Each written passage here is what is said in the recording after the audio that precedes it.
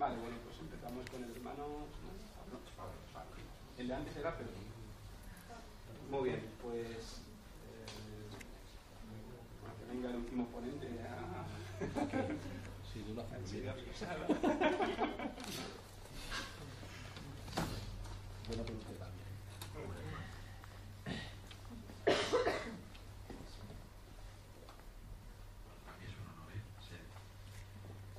Bueno, pues como ha dicho el hermano y como has visto que hacía antes con el otro hermano, pues es simplemente repetir las palabras que yo diga.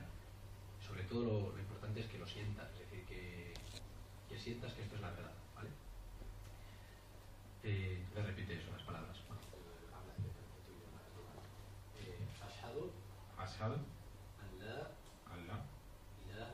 ilaha illallah illallah wa ashhadu wa ashhadu anna Muhammadan Rasulu Allah. Significa doy testimonio que no hay más Dios que Allah. Doy testimonio de que no hay más Dios que Allah. Y de que Muhammad es el mensajero de Allah. Y de que Muhammad es el mensajero de Allah.